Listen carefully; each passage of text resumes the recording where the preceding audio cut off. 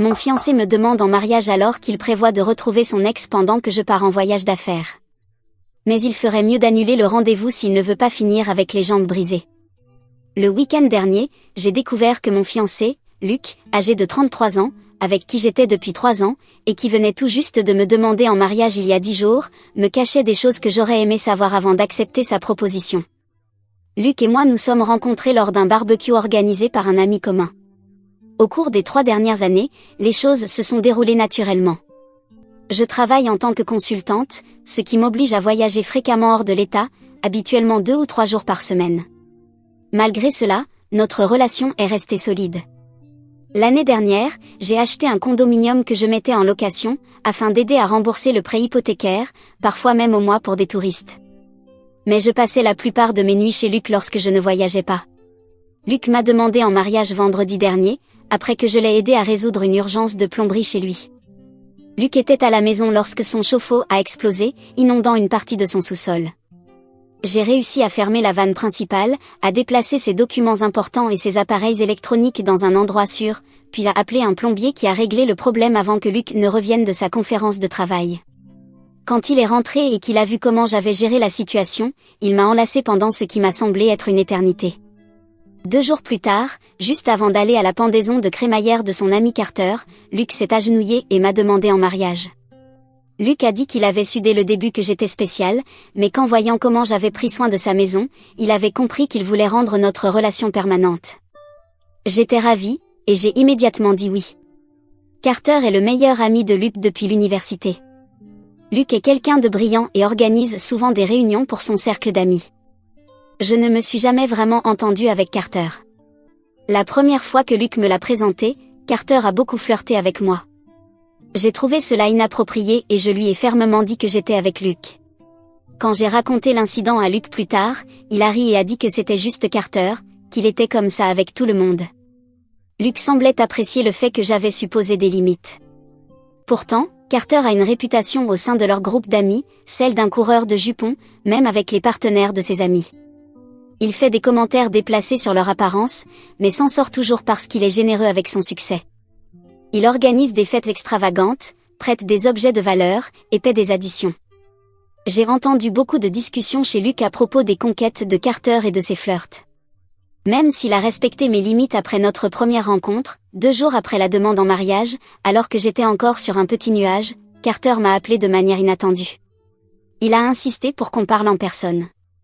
Carter m'a montré des messages échangés entre lui et Luc datant d'il y a 3 ans, juste au moment où Luc et moi commencions à sortir ensemble. Dans ces messages, Luc disait à Carter qu'il s'était résigné à sortir avec moi après qu'une femme nommée Jessica qu'il décrivait comme véritablement magnifique et avec qui il avait eu plusieurs aventures avait commencé à fréquenter quelqu'un d'autre.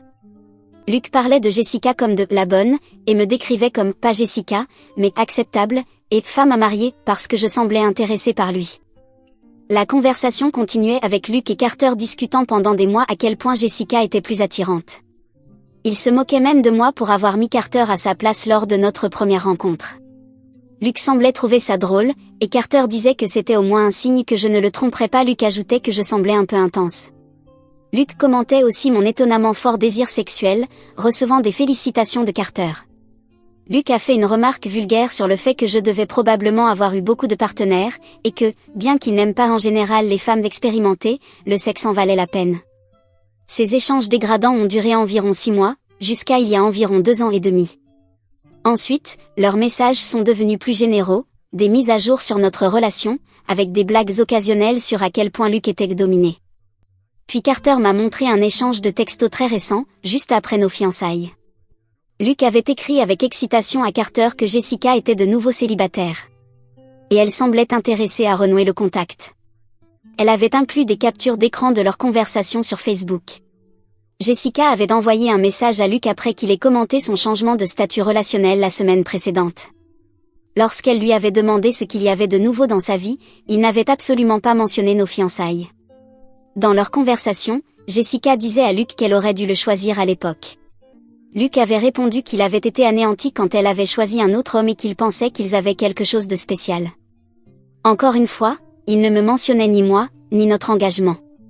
Luc avait envoyé ses captures d'écran à Carter en lui demandant qu'est-ce que tu en penses? Et Carter avait répondu avec enthousiasme, je crois vraiment que tu as une vraie chance.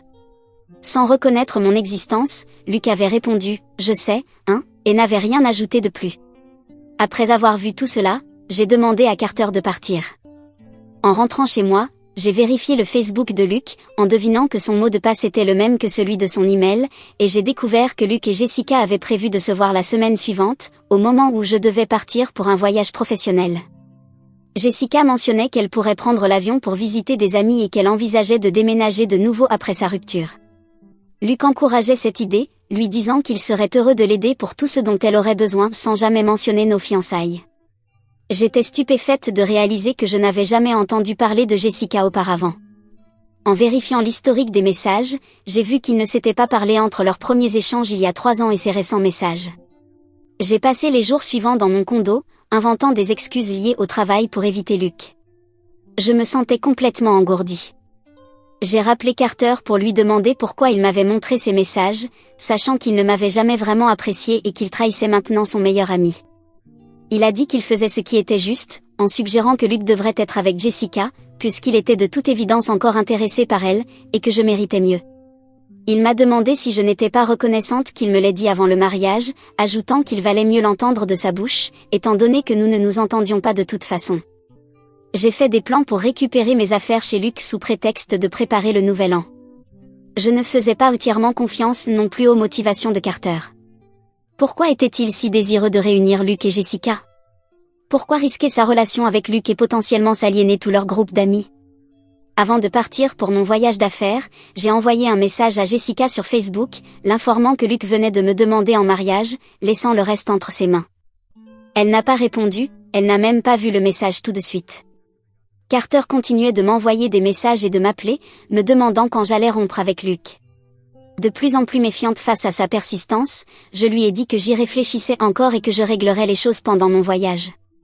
Il m'a rappelé, affirmant soudainement que tout leur groupe d'amis, y compris Luke, était composé de profiteurs et de parasites, et que Luke ne faisait pas l'exception. Il disait que Luke ne faisait que m'utiliser.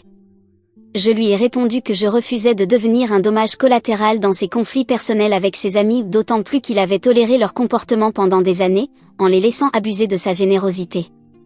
J'ai ignoré ses appels après cela.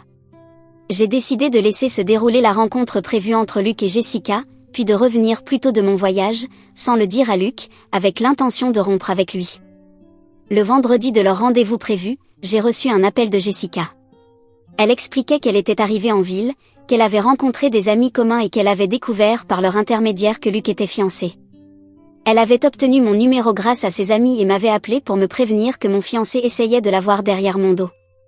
Je lui ai dit que je le savais déjà et je lui ai demandé de consulter le message Facebook que je lui avais envoyé auparavant. Après l'avoir lu, elle m'a remercié de l'avoir informé, et je l'ai remercié de m'avoir appelé. Elle a mentionné que sa précédente relation avait aussi pris fin à cause d'une infidélité, ce qui la rendait particulièrement furieuse à la fois contre son ex et contre Luke. Nous avons ensuite parlé pendant près d'1 heure. J'ai admis que je comprenais pourquoi Luke avait pu être attiré par elle, elle semblait jolie et gentille, d'après ses photos et notre conversation. Jessica a dit que Luke était un idiot d'avoir risqué sa relation avec moi, ajoutant que ses seules qualités semblaient être son bon goût en matière de femme. Je lui ai suggéré de ne pas annuler sa rencontre avec Luke, puisque j'avais de toute façon prévu de rentrer plus tôt. À la place, j'ai proposé qu'on lui fasse une surprise ensemble. Jessica a adoré l'idée, en partie motivée par sa colère contre son propre ex et contre l'hypocrisie de Luke. Elle a accepté de me retrouver à l'aéroport à l'arrivée de mon vol. Quelques heures avant mon embarquement, Luke m'a envoyé un message disant qu'il s'ennuyait de moi et me demandait si je pouvais écourter mon voyage car il avait besoin de me parler. Peu après, Jessica m'a appelé. Luke avait annulé leur rendez-vous. Il lui avait envoyé un message disant qu'il était très attiré par elle, mais qu'il était fiancé, qu'il avait mal agi et qu'il ne devrait pas se voir. Il s'était excusé de l'avoir fait venir jusque-là.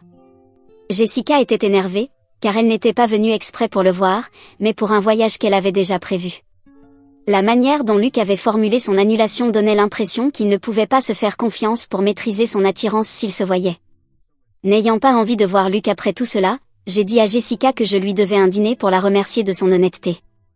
Je suis rentrée chez moi, j'ai retrouvé Jessica dans un restaurant, et nous avons toutes les deux bu un peu trop. J'ai envoyé un message à Luc pour lui dire que j'étais déjà de retour en ville. Jessica est revenue dans mon condo, où une amie nous a rejoint, Olivia, pendant que nous regardions la télé. Luc s'est présenté sans prévenir avec des fleurs. Olivia et Jessica ont ouvert la porte. Selon Olivia, Luc a été surpris de voir Jessica là et a demandé ce qui se passait. Jessica, extrêmement ivre, a dit à Luc qu'elle vivait désormais ici, et que nous parlions de nous marier. Cette déclaration étrange venait de notre discussion, ivre, où nous avions plaisanté en disant que la vie serait plus simple si nous nous marions entre nous, puisque les hommes étaient si peu fiables. Olivia, qui s'était jointe à notre séance de beuverie, a ajouté au chaos. Elle a crié depuis la porte que le Luc suspect était là. Moi, j'ai crié depuis la salle de bain que je ne voulais pas le voir. Elles lui ont claqué la porte au nez. Luc a continué à frapper, appeler, envoyer des messages, mais j'étais bien trop ivre pour m'en rendre compte. À un moment dans la nuit, alors que je montrais à Olivia les messages entre Luc et Carter, Jessica et moi avons mis à jour, ivres, nos statuts Facebook pour dire que nous étions fiancés l'une à l'autre. J'ai à peine souvenir d'avoir fait cela. Le lendemain matin, je me suis réveillée avec une tonne de messages confus. La gueule de bois et honteuse, j'ai désactivé le tag avec Jessica, dit à tout le monde que mon compte avait été piraté, et j'ai cessé de répondre à la plupart des questions. Carter m'a appelé, amusé par le statut Facebook. Encore flou, je lui ai dit que Jessica me trouvait attirante et j'ai raccroché. Plus tard, j'ai envoyé un message à Luc, lui disant de ne pas me contacter pendant 2 jours pendant que je mettais de l'ordre dans mes pensées. Jessica est repartie après avoir passé du temps avec ses autres amis, et est retournée dans sa ville natale. Avant de partir, elle a bloqué Luc sur toutes les plateformes, mais pas avant de publier une mise à jour en le taguant, « Voilà mes jours de folie, être fiancé à une fille, et rompre 2 relations en même temps. » Bon, la seconde n'était pas réelle, mais ça compte aussi. Mise à jour 1. 3 jours s'étaient écoulés depuis le fiasco ivre sur Facebook, et je me suis finalement réunie avec Luc pour parler. Je lui ai immédiatement rendu sa bague de fiançailles. Luc a insisté sur le fait qu'il avait reconnu son erreur et qu'il ne m'aurait jamais réellement trompé. Il affirmait que le fait d'avoir annulé la rencontre avec Jessica prouvait son engagement envers notre relation. Je lui ai fait remarquer qu'au début de notre relation, il avait dit à Carter que je n'étais qu'un lot de consolation, me discutant comme si j'étais un objet. Il l'a d'abord nié, mais lorsque j'ai mentionné que Carter m'avait montré les vrais messages, son expression a changé. Luc m'a alors raconté que Carter s'était violemment disputé avec tout leur groupe d'amis à cause d'une dette d'argent qu'il lui devait apparemment. Il m'a assuré que Carter m'avait montré ces messages comme une forme de vengeance contre tous. J'ai répondu que même si cela était vrai, Carter ne l'avait jamais obligé à parler de moi de manière aussi irrespectueuse, ni à organiser une rencontre avec Jessica derrière mon dos. Luc a affirmé qu'il avait mûri depuis ses échanges initiaux et qu'il me valorisait vraiment aujourd'hui. Il a souligné qu'il avait annulé la rencontre avec Jessica, demandant si cela ne comptait pas pour quelque chose, et a dit qu'il m'avait demandé de revenir plus tôt car il voulait me parler de la situation en personne. Je lui ai dit que je refusais de me contenter de quelqu'un comme lui, que son comportement était déplorable, surtout en planifiant une rencontre avec Jessica en sachant que je serais absente et que je ne pourrais plus jamais lui faire confiance, encore moins me marier avec lui. J'ai demandé de l'espace et du temps, en soulignant que son insistance ne faisait que m'éloigner davantage. La semaine suivant notre conversation, j'ai récupéré toutes mes affaires de chez Luc pendant qu'il était au travail. J'ai laissé ma clé sur la table de la cuisine avec un mot disant que j'avais besoin de plus de temps. Luc continue d'envoyer des messages tous les jours, des fleurs et de petits cadeaux à mon bureau. J'ai répondu par des messages brefs et peu engageants, disant que je traitais encore tout cela. Jessica et moi avons continué à discuter via WhatsApp. Elle est fermement du côté « quitte-le et ne te retourne pas », même si elle admet que Luc peut être persuasif. Nous avons toutes deux reconnu qu'il n'y avait aucun moyen réel de déterminer les véritables intentions de Luc après tout ce qui s'est passé. J'ai appris par des connaissances communes que Carter avait effectivement eu une violente dispute avec tout le groupe d'amis, à cause d'argent qu'il lui avait emprunté au fil des ans et qu'il n'avait jamais remboursé. Apparemment, Luc a coupé les ponts avec eux et a été très vocal sur son mépris envers tout le groupe. Cela a confirmé une partie de l'histoire de Luc sur les motivations de Carter, mais cela n'excuse toujours pas les actions de Luc. Il y a 3 jours, Carter m'a envoyé un message pour me demander si je voulais prendre un café un jour, ce qui pourrait tout expliquer. Je n'ai pas répondu. Mon amie Olivia m'a soutenue, mais continue de me rappeler qu'elle n'a jamais aimé Luc. Selon elle, il regardait toujours d'autres femmes lorsque nous sortions ensemble, bien que je ne m'en sois jamais rendu compte. Elle affirme même qu'il a une fois flirté avec elle pendant que j'étais hors de la ville, même si elle ne se souvient pas exactement quand cela s'est produit.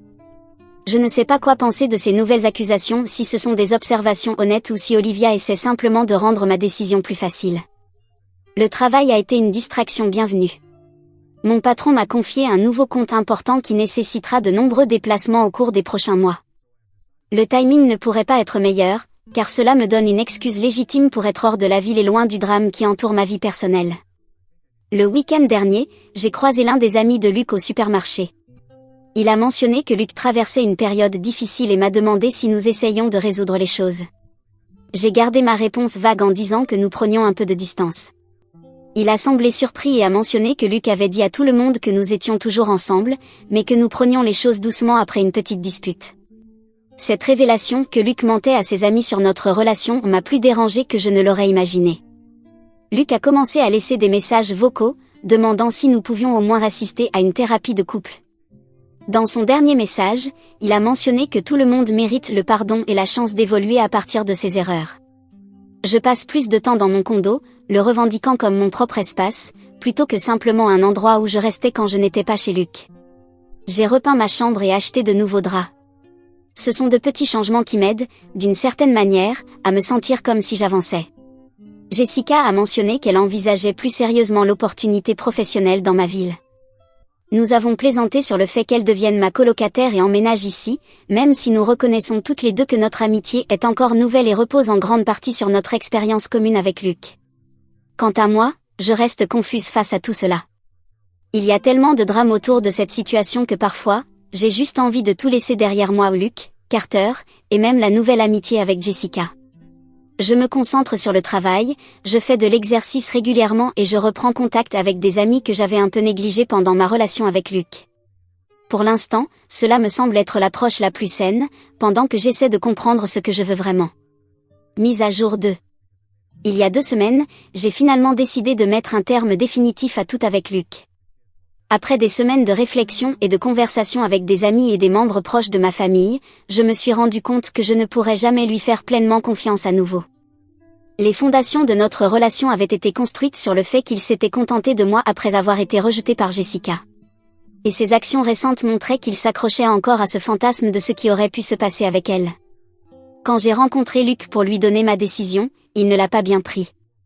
Il m'a accusé de jeter 3 années à la poubelle pour quelque chose qui, selon lui, n'était même pas une erreur parce qu'au final, il ne s'était rien passé. La conversation s'est rapidement détériorée lorsqu'il a suggéré que Carter m'avait manipulé et que Jessica et moi avions une relation dépassant l'amitié. Quand je suis restée ferme sur ma décision, il a changé de tactique, devenant émotif et suppliant pour une seconde chance. C'en était assez pour me confirmer que j'avais pris la bonne décision. Le lendemain, Luc s'est présenté à mon travail avec des fleurs, créant une scène gênante devant mes collègues. Mon patron, qui connaissait la situation, a demandé à la sécurité de l'escorter dehors et m'a suggéré d'envisager une ordonnance restrictive si son comportement persistait. Heureusement, après un message ferme lui disant que ses actions étaient inappropriées et potentiellement harcelantes, Luc s'est éloigné. Et Carter ?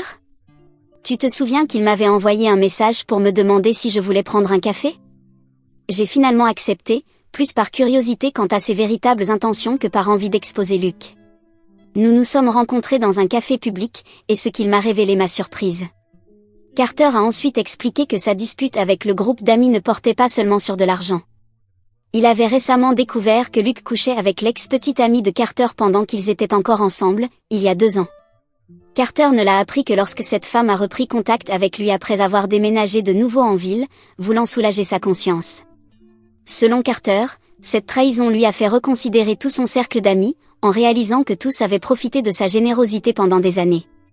Il m'a montré des échanges de messages entre Luc et d'autres amis, où il plaisantait sur le fait d'utiliser Carter pour son argent et ses connexions. Dans l'un des messages les plus troublants, Luc se vantait de sa liaison avec l'ex de Carter, appelant cela une « vengeance » pour le comportement séducteur de Carter envers moi au début de ma relation avec Luc.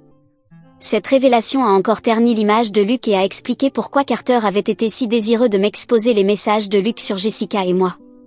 Quand j'ai demandé à Carter pourquoi il avait toujours agi de manière aussi séductrice avec les partenaires de ses amis y compris avec moi au début, il a admis que c'était une tentative maladroite de correspondre à une image de « playboy », pensant que cela lui apporterait du respect.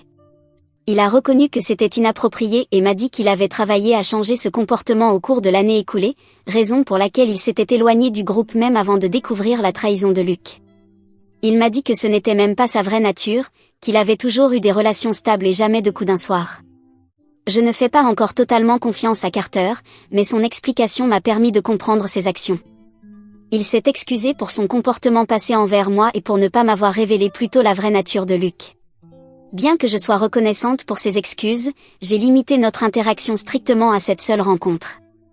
Je n'ai aucun intérêt à développer une amitié ou quoi que ce soit d'autre avec lui, compte tenu de son histoire compliquée et de sa connexion à tout ce chaos. Quant à Jessica, nous sommes toujours en contact, bien que moins fréquemment, alors que nous avançons chacune dans nos vies. Elle a décidé de ne pas accepter le poste dans ma ville, ayant reçu une meilleure offre ailleurs. Avant de prendre sa décision, apparemment, Luke a tenté de la recontacter, en utilisant le téléphone d'un ami, pour lui dire que j'étais instable et que nous avions rompu à cause de mes problèmes, non des siens. Jessica a immédiatement reconnu la manipulation et m'a envoyé des captures d'écran de ses messages, une confirmation de plus que j'avais bien fait.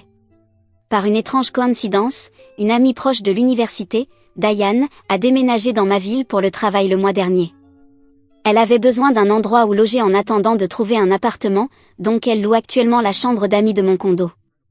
Cela résout deux choses, une partie du paiement de mon prêt immobilier, et le fait de ne plus vivre seule.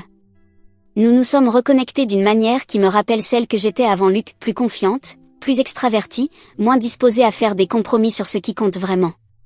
Une dernière mise à jour que je pense importante à partager, je suis tombée sur la sœur de Luke la semaine dernière dans un café local. Elle s'est approchée prudemment, manifestement incertaine de ma réaction. Elle m'a dit qu'elle avait entendu plusieurs versions de ce qui s'était passé entre Luke et moi, provenant de différentes personnes, y compris Luke lui-même. Elle m'a dit que je ne devais pas me sentir mal à propos de la rupture, car Luke avait l'habitude de faire ce genre de choses, de garder ses options ouvertes avec d'autres filles. Elle s'est excusée de ne pas m'avoir averti plus tôt, disant qu'elle espérait qu'il avait changé. Ces dernières semaines, j'ai reçu une avalanche d'informations qui ne laissent pas Luke sous un bon jour. Et je suis reconnaissante que tout ait éclaté aussi rapidement avant que je ne sois plus engagée, ou même mariée à cette personne. Mise à jour 3. Beaucoup d'entre vous continuent de m'envoyer des messages de soutien, et je vous en remercie. Mais je ne suis pas triste. Heureusement, ce n'est pas une relation qui me manque, pas du tout. Luke a finalement cessé de me contacter il y a environ 2 mois, après que je lui ai envoyé une lettre formelle de cessation et d'abstention, par l'intermédiaire d'un ami avocat.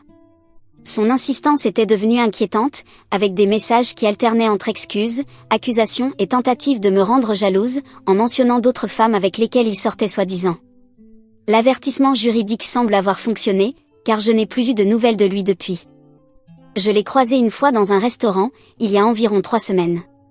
Il était avec une femme que je ne reconnaissais pas.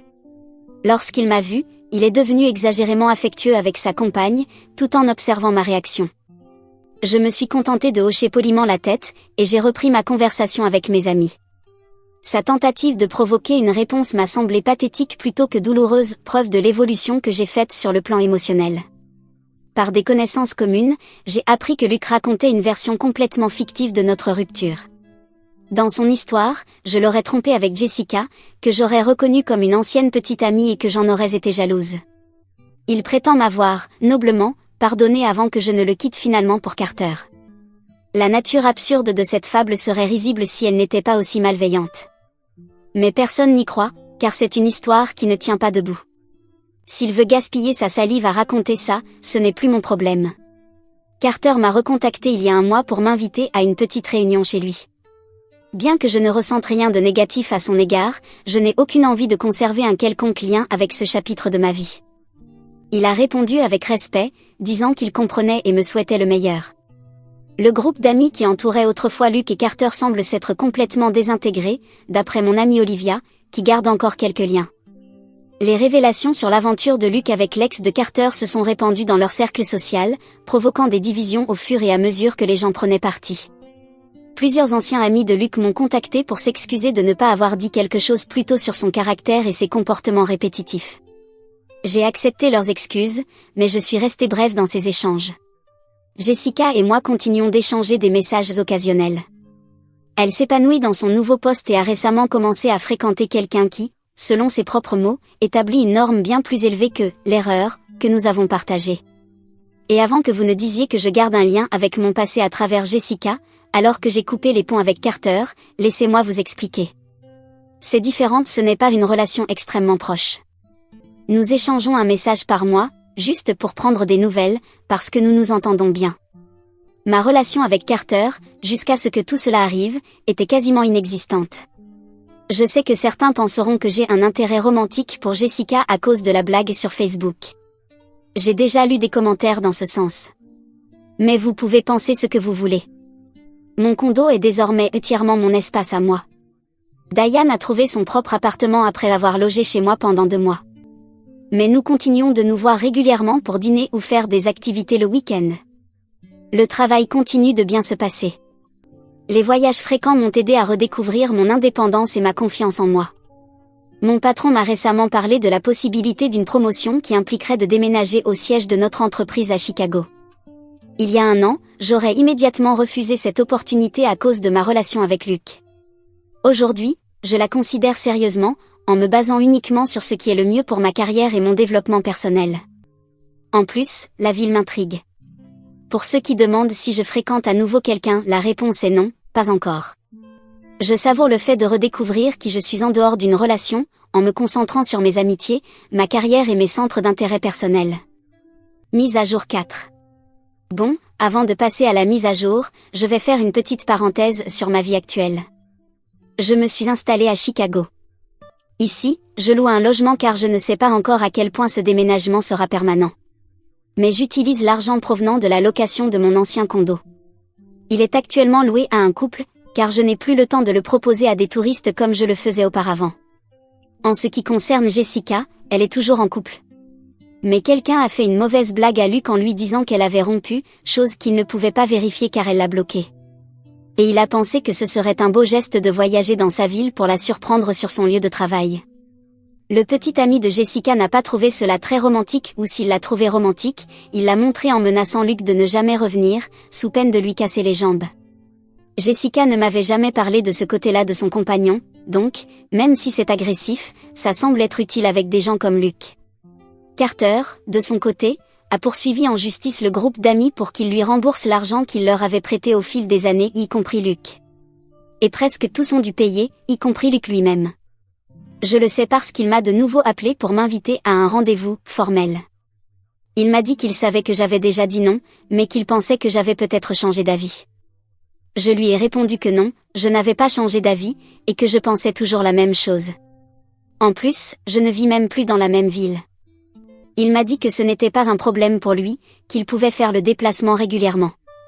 Mais je lui ai répondu que, malgré cela, ma réponse restait non. Je sais que cela peut paraître insistant, mais il s'est toujours comporté comme un gentleman en me le demandant, même si ce n'était pas l'image que j'avais de lui auparavant. C'est un peu étrange, tout ça. Moi, je ne sors toujours avec personne, même dans ma nouvelle ville. Peut-être que c'est enfin le moment. Nouvelle ville, nouvelle vie, nouveau cercle social, et pourquoi pas un nouveau partenaire aussi ? J'espère aussi, de nouvelles publications Reddit, parce que j'en ai assez de parler de Luc. Je vous adresse un grand salut et un grand merci à tous, si c'est vraiment la fin.